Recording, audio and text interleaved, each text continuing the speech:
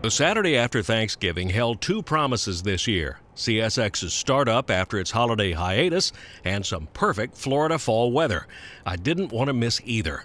Catch number one of this Railfanning Day would be Q652 at Blackwater Creek.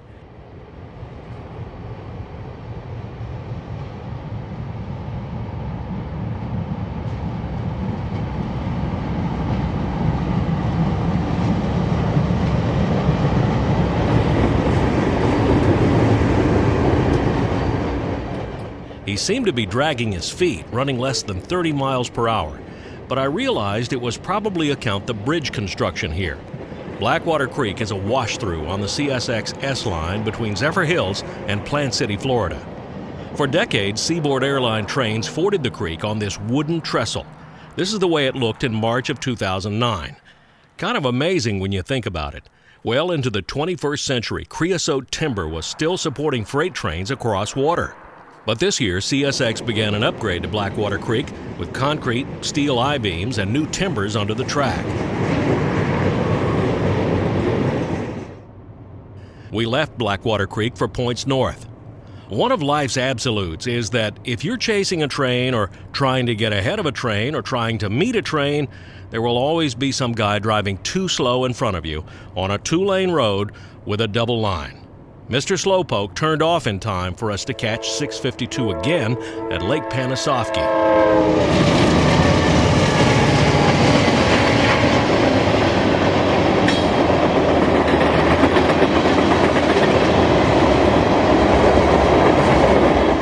We weren't particularly chasing 652. I just thought you'd like to see his other side.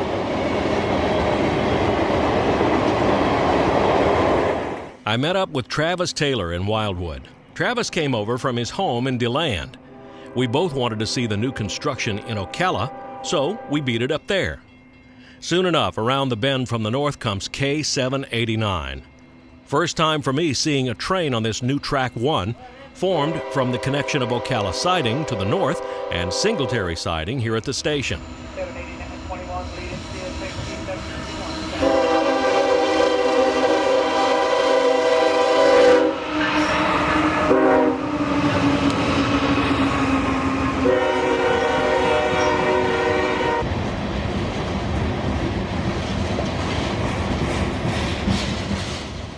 We were about 60 seconds into the passing of 789 when things got even better.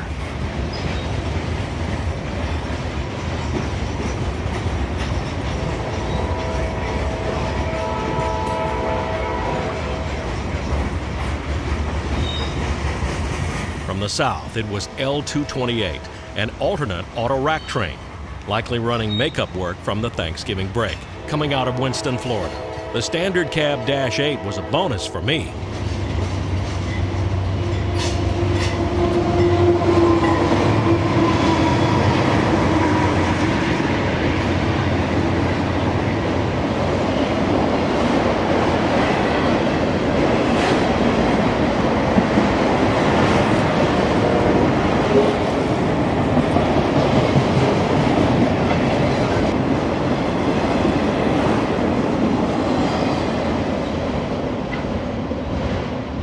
Ocala Station, with its proximity to the tracks, easy parking, and now a double-track main line, is rapidly becoming one of my favorite railfanning spots.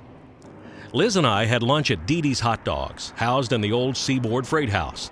Dee Dee's also has a first-class club sandwich and fantastic train watching right outside the window.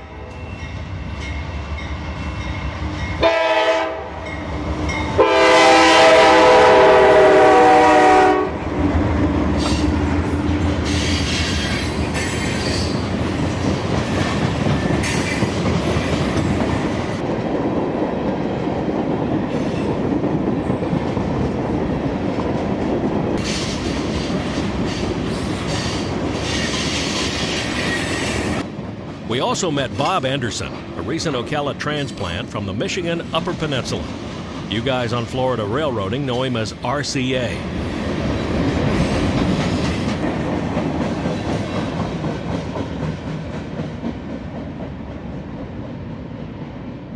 Bob and his wife, Travis, Liz, and I all wandered down to the new CP called Singletary at the First Street overpass. The plant here is all new because of the new Sunrail S-Line project. So named not because Sunrail will run here, but because CSX is paying for the expansion with money from the sale of their A-Line segment to Sunrail in Orlando. The radio crackled up shortly with the approach of a northbound phosphate train out of the Bone Valley. After years of missing them, I'm finally going to catch a train on this bridge.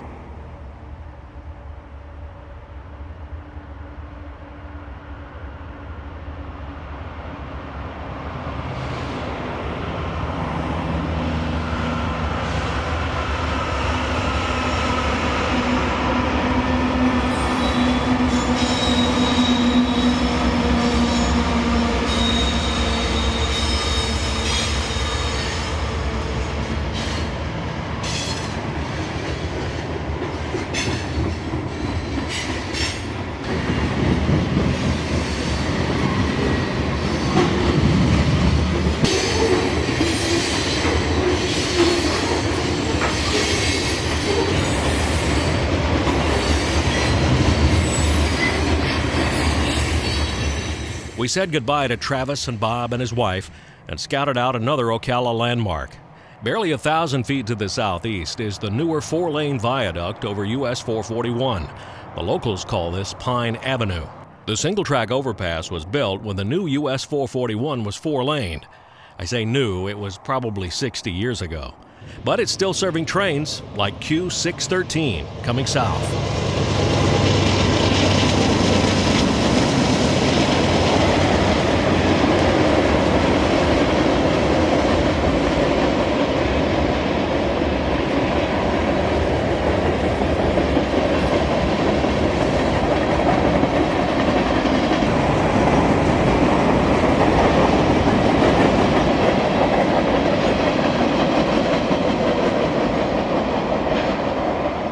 We didn't stop again until we heard something near Ridge Manor, south of Bushnell. Subgrading for the new St. Catharines siding is nearing completion. Bridge work over the Little with Lacoochee River is underway. And then here came more phosphate up from the Bone Valley.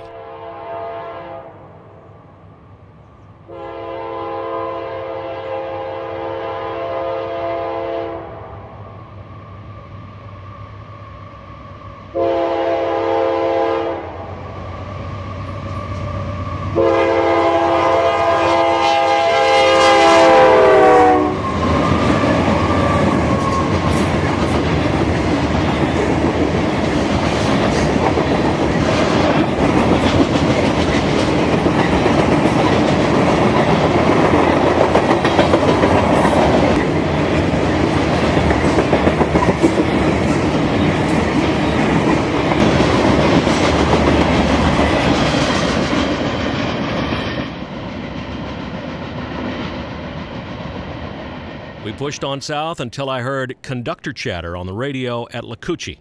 Someone was switching Columbia grain, another event I'd never seen before.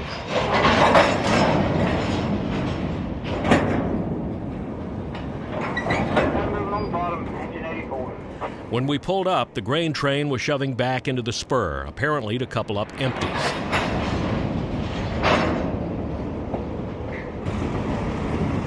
Columbia Grain brings in corn and other feed grains by rail and markets them to local cattle and poultry ranchers. And by the looks of this train, a lot of them. The long cut blocks both the Bower Road and County Road 575 crossings for a pretty good while. Columbia has a 3-track yard a quarter-mile back in those woods. Finally, the grain train is all out of the spur. Now he backs the whole consist into the siding to get out of the way of 2 mainline trains coming north.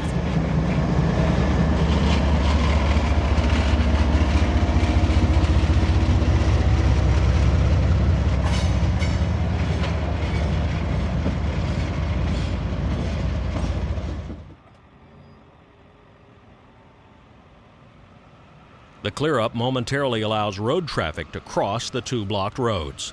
But only for a minute, as here comes K-840, another unit train of jumbo-covered hoppers carrying Florida phosphate.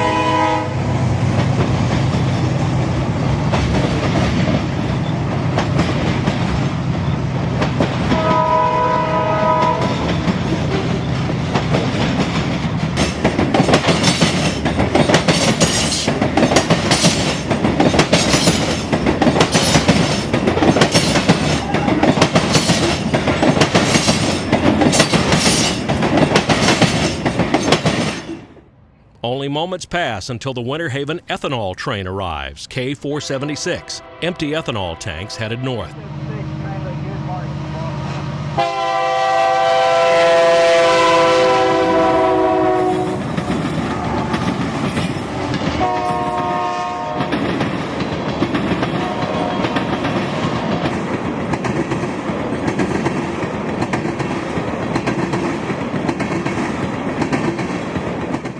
The light was fading fast, and the grain train still had a brake test before we could leave, so Liz and I called it a day and headed back to Tampa. But what a day it was out here on the Florida S-Line. At Lacoochee, Florida, this is Danny Harmon, out.